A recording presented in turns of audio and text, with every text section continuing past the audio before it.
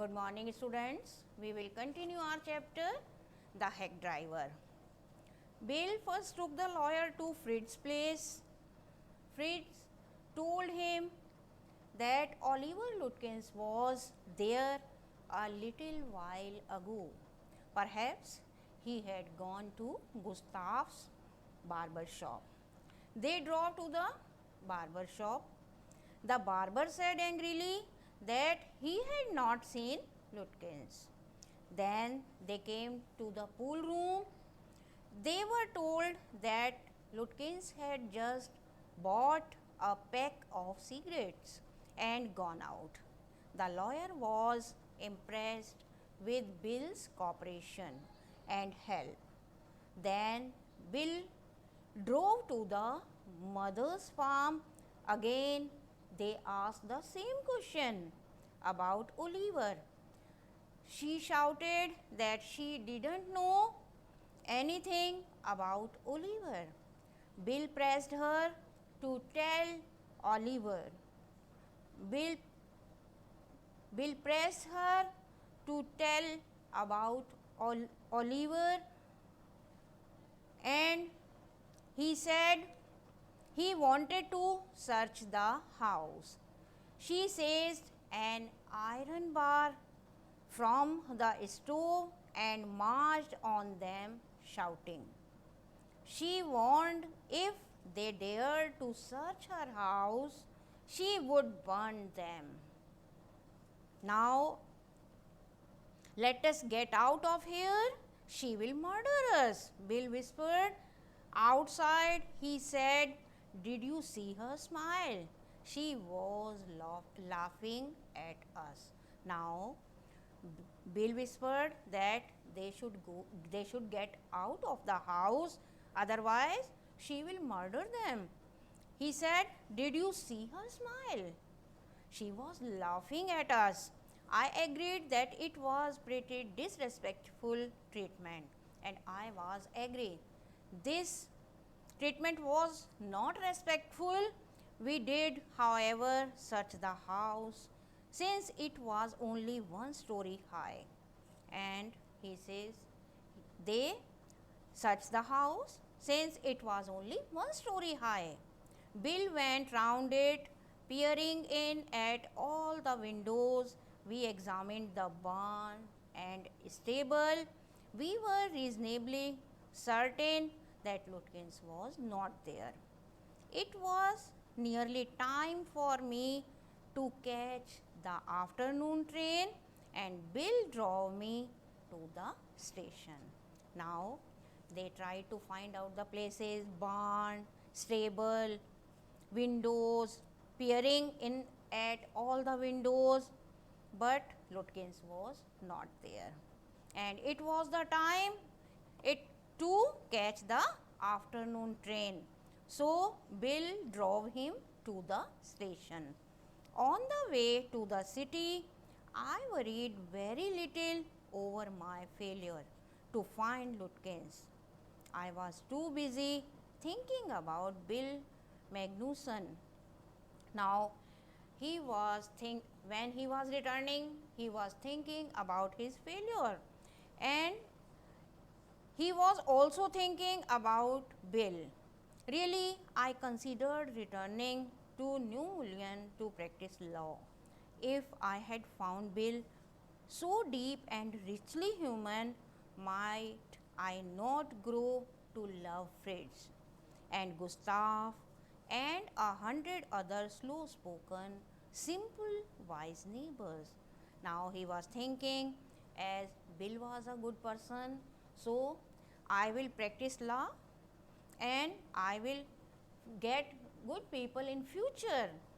I pictured an honest and happy life beyond the strict limits of universities and law firms. I was excited.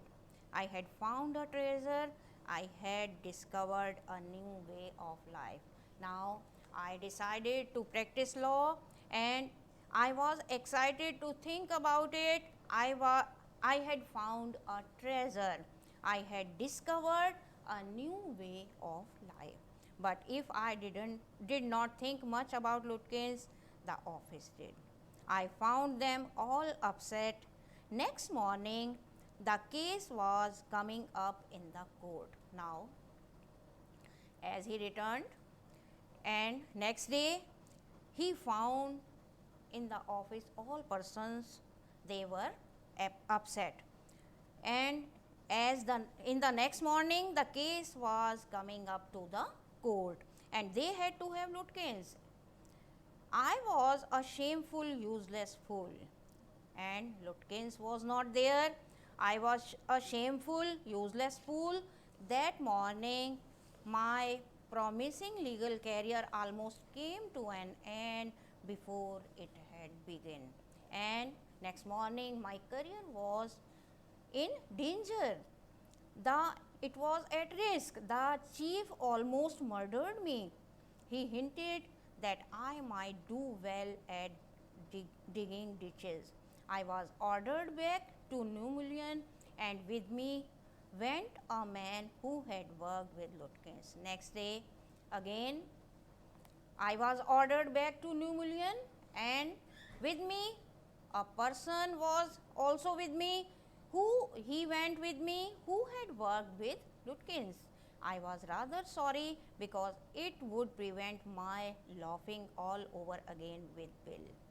When the train arrived at New Mullion, Bill was on the station platform near his cart.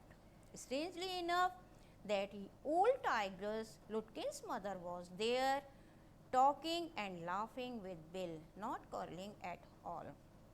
Now again, he says when the train reached at New Mullion, Bill was on the station. The hack driver, he was on the station, and he was standing near his cart. And it was strangely enough that old tigress, Lutkins' mother, she was also there, and she was talking and laughing with Bill. She was not quarreling. From the train steps, I pointed Bill out of my companion and said, "There is a fine fellow, a real man. I spent the day with him." And I pointed Bill to my companion, and I informed him that it is a fine fellow, a real man. I spent the day with him. He helped you hunt for Oliver Lutkins? Yes, he helped me a lot. He must have. He is Lutkins himself. The person asked, "He helped you hunt for Oliver Lutkins?" I replied, "Yes." Then the person said, "He must have. He is Lutkins himself." What really hurt me was that when I served the summons, Lutkins and his mother laughed at me as though I were a bright boy of 7. With loving kindness, they begged me to go with them to a neighbor's house for a cup of coffee. "I told them about you, and they are anxious to look at you," said Lutkins joyfully. "They are about the only folks in the town that missed seeing you yesterday." Now, what hurt him? It was that when he served the summons, Lutkins and his mother laughed at him as he was a little boy of 7. With loving kindness, they asked me to go to a neighbor's house for a cup of coffee. I told them, they said, Lutkins joyfully said that he told them about me, and they are anxious to